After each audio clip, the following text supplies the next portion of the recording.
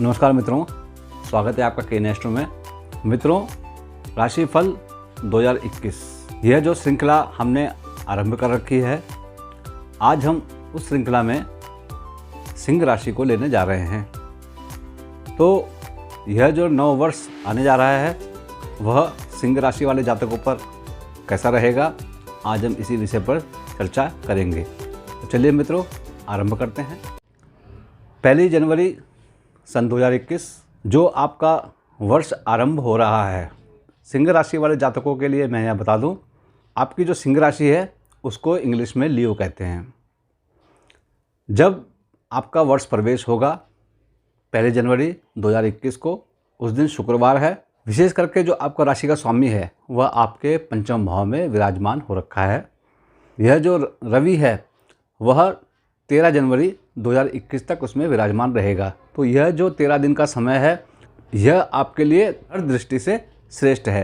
कहने का अर्थ यह है, मान, प्रतिष्ठा, धन, संपदा में आपके वृद्धि होगी, निरंतर धन का प्रवाह बना रहेगा, बौद्धिक सुख बना रहेगा।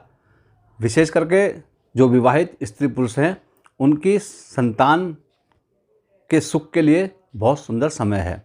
जो स्टूडेंट हैं, जो छात्र हैं, जो छात्राएं हैं, उनके लिए जो यह समय है वह बहुत उत्तम समय है, विशेष करके अध्ययन करने के लिए।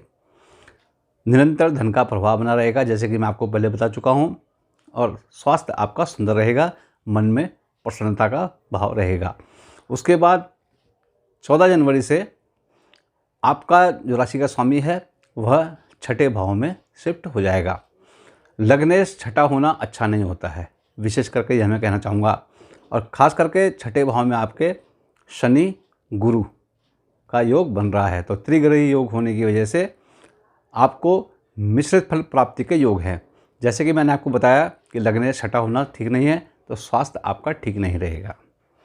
और साथ ही साथ में इतना अवश्य कहूँगा, निरंतर धन का खर्च होगा, धन का प्रवाह बना रहेगा, और वह भी खर्चे के लिए।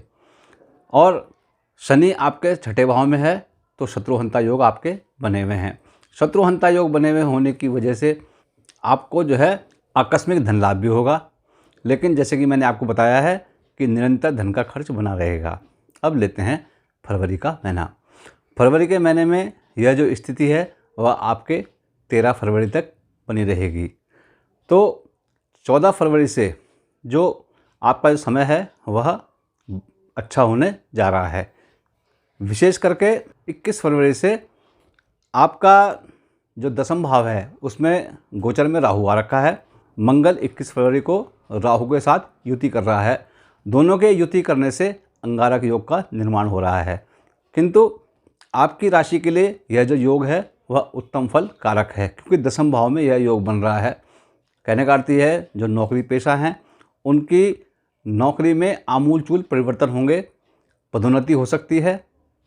और साथ ही साथ में राज्य पक्ष से आपको लाभ की प्राप्ति होगी। जो अधिकारी वर्ग हैं वह आपसे प्रसन्न रहेंगे और आपके दायित्व में वृद्धि हो सकती है। जो प्राइवेट नौकरी कर रहे हैं उनकी भी पदोन्नति के योग बने हुए हैं। हाँ, इतना अवश्य कहूँगा मैं, चौथे भाव पर दृष्टि होने की वजह से कुछ मित्रों से द्वेष भाव की स्थिति बन सकती है। माता का स्वास्थ्य नरम रह सकता है। हाँ, इसी के साथ साथ यह मैं कहूँगा, सप्तम भाव में सूर्य विराजमान होने की वजह से यह आपके लिए बहुत सुंदर समय रहेगा। स्वास्थ्य आपका सुंदर रहेगा, मानसिक प्रसन्नता बनी रहेगी। जो भी कार्य करेंगे उसमें आपको उन्नति प्राप्त होगी। कार्यों में प्रगति के योग बने हुए हैं। अब लेते हैं मार्च का महीना। कार्यों में प्रगति तो आपके होती ही रहेगी, साथ ही साथ में स्वास्थ्य आपका सुंदर रहेगा। मार्च का महीना आपके लिए हर दृष्टि से श्रेष्ठ कहूँगा मैं, विशेष करके 13 मार्च तक। 13 मार्च के बाद जो आपकी राशि का स्वामी है वह आपके अष्टम भाव में प्रवेश कर जाएगा। तो जैसे कि मैं आपको पहले ही बता चुका हूँ कि किसी भी भाव का स्वामी छठे, 8वें और 12वें भाव में बैठना अच्छा नहीं होता है। तो पुनः आपको स्वास्थ्य कष्ट होने के योग बने हुए हैं, उदर विकार इत्यादि हो सकता है। और विशेष करके जो जातक पाइल्स इत्यादि से परेशान हैं उनका पाइल्स रोग बढ़ सकता है। लेकिन पारिवारिक जीवन आपका अच्छा रहेगा, क्योंकि परिवार वर्ग का आपको विशेष सुख और सहयोग प्राप्त होगा, धन का संग्रह होगा।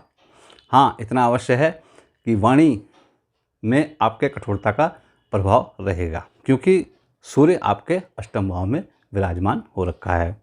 सूर्य के अष्टम भाव में विराजमान होने की वजह से, जैसे कि मैंने आपको बताया, शारीरिक मानसिक रूप से आपको परेशानी होगी। तो विशेष करके जब भी सूर्य आपका छठे, आठवें और 12वें भाव में आएगा, तो इस अवधि में आप जो है सूर्य का दान, जप इत्यादि करते रहें। खास करके सिंह राशि वाले जातकों को मेरा यह सुझाव है कि आप जो है नित्य प्रति सूर्य को अर्घ्य देते रहें। सूर्य को अर्घ्य देने से आपको विभिन्न प्रकार के लाभ प्राप्त होंगे।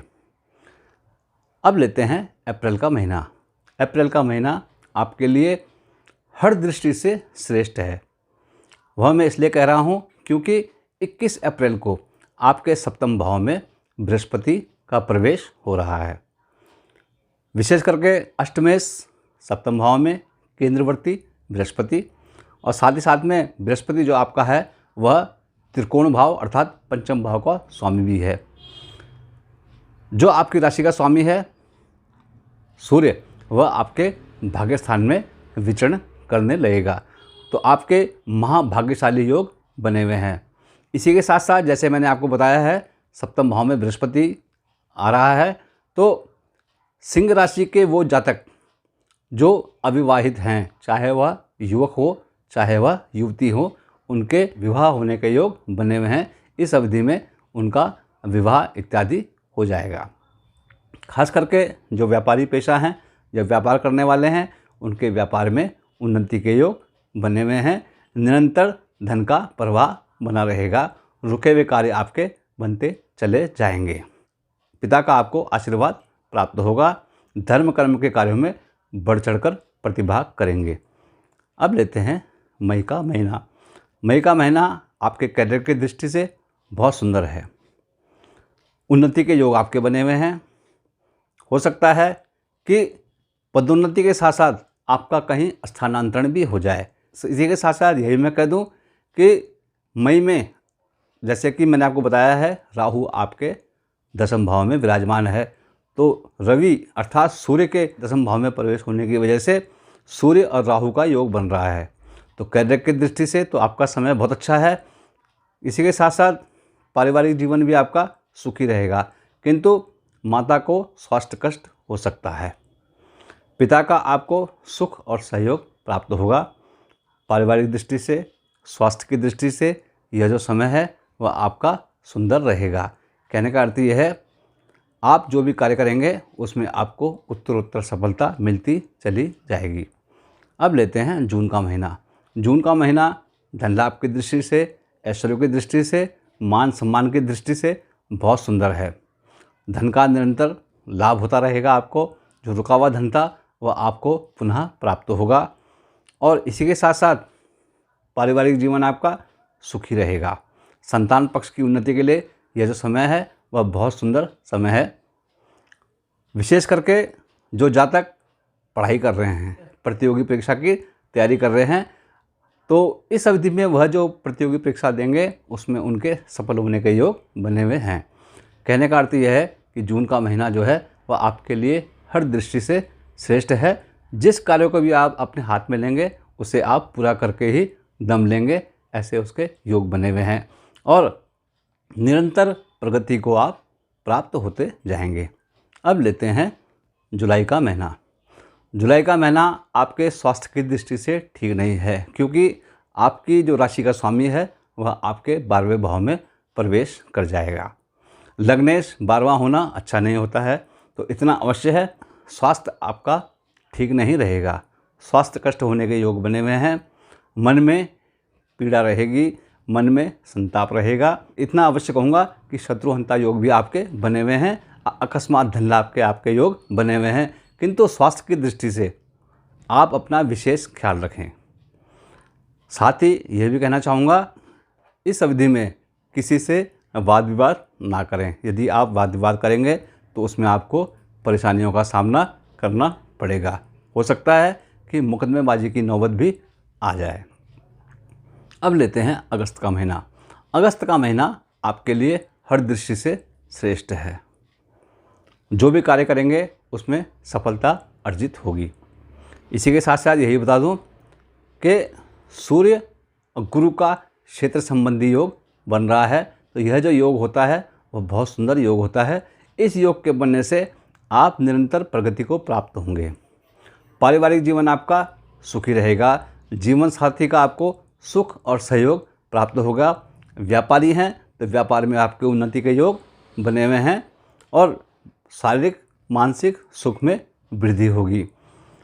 उत्तरोत्तर आप सफलता को प्राप्त करेंगे। कहने का अर्थ यह है कि यह जो अगस्त का महीना है वह आपके लिए हर दृष्टि से श्रेष्ठ है।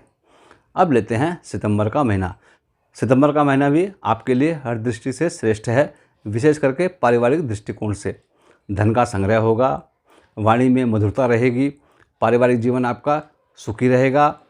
जो भी कार्य करेंगे उसमें आपको सफलता अर्जित होगी। कुछ इतना अवश्य हो सकता है कि वाणी में कठोरता का प्रभाव हो, लेकिन इतना अवश्य कहूँगा मैं कि इस अवधि में आप जो भी नया कार्य आरंभ करेंगे उसमें आपको सफलता प्राप्त होगी।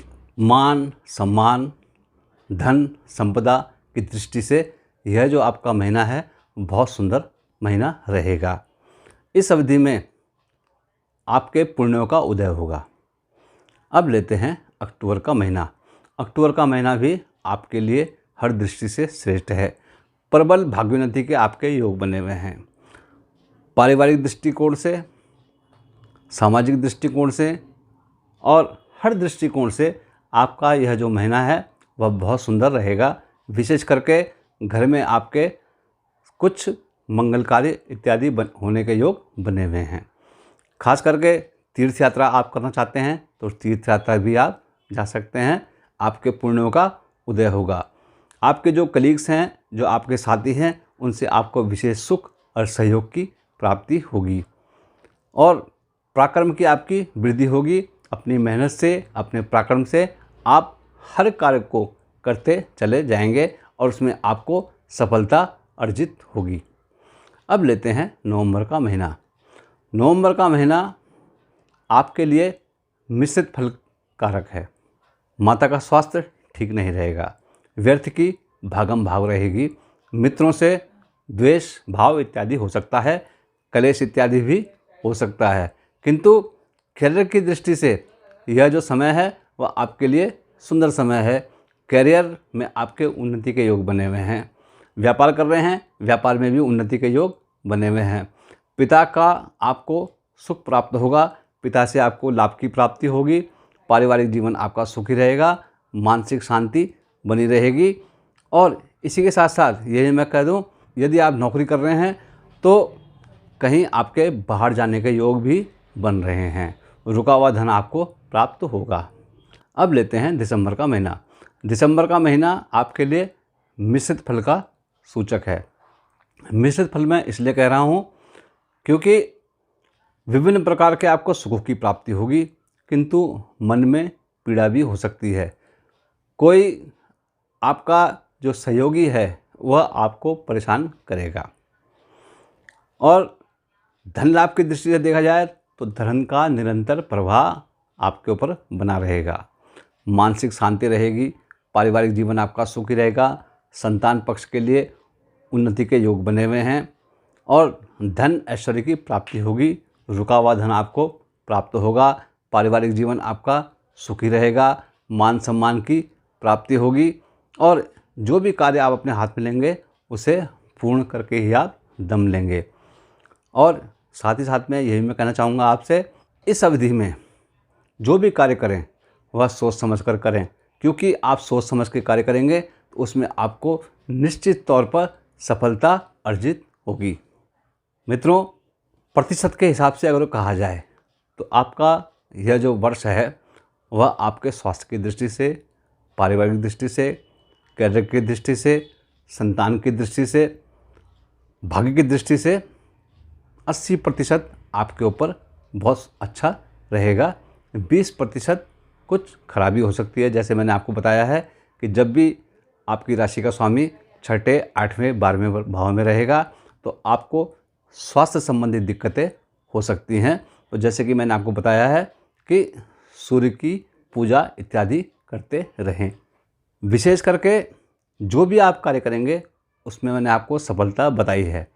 अब मैं ये कहना चाहूँगा, इस पूरे साल में जैसे कि मैंने आपको बताया है सिंह राशि वाले जातकों के विवाह के योग बन रखे हैं, तो उन जातकों को मैं यह भी कहना चाहूँगा कि इस अवधि में हो सके बृहस्पतिवार का व्रत लीजिए या बृहस्पति का दान पूजन इत्यादि करते रहें। तो आपका जो सूर्य का फल है, जो बृहस्पति का फल है, वह आपके लिए और भी उत्तम रहेगा। तो मित्रों, यह था सिंह राशि वाले जातकों पर 2021 का राशि फल। आशा करता हूँ मित्रों कि आपको यह वीडियो पसंद आया होगा। यदि आपको यह वीडियो पसंद आया हो तो कृपया लाइक करें, सब्सक्राइब करें, शेयर करें। तो तब तक के लिए दीजिए अनुमति। आपका दिन शुभ हो। नमस्कार।